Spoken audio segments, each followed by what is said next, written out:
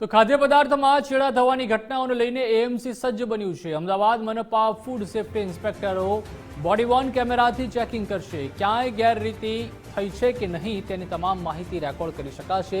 Hotel સંચાલકો દ્વારા અયોગ્ય વર્તન પણ જો કરવામાં આવતું હશે તે પણ રેકોર્ડિંગ થશે।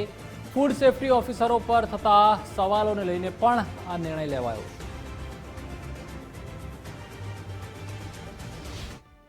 સમયગાળા દરમિયાન ફૂડ ઇન્સ્પેક્ટરો જ્યારે દુકાનની મુલાકાતે લેતા હોય છે, એમ આપણે સ્વીટની દુકાનની મુલાકાતે જતા હોય ત્યારે તેમની સાથે બોડી વોર્ન કેમેરા જોડે રાખશે।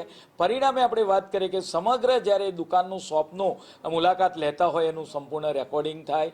તદુપરાંત તેનું મોનિટરિંગ છે કેમેરાને કારણે ડિજિટલ કરવાથી ડીવાયએમસી સુધી તેનું મોનિટરિંગ થશે અને તેનું ટ્રેકિંગ દિવસમાં કેટલી વિઝિટ કરતા હોય છે, કેટલી ફરસાણની દુકાનો દૂધના સેમ્પલ લેતા હોય છે, મીઠાઈના સેમ્પલ લેતા હોય છે। આમ સેન્ટ્રલાઇઝ મોનિટરિંગ પણ બોડી વોર્ન કેમેરાથી થશે। પરિણામે આપણે વાત કરીએ કે આવનાર સમયગાળા દરમિયાન શુદ્ધ ભોજન અને શુદ્ધ મીઠાઈ, સારી મીઠાઈ, સારું ફરસાણ મળી રહે એ માટે આવનાર સમયગાળા માટે આ એક નિર્ણય કરવામાં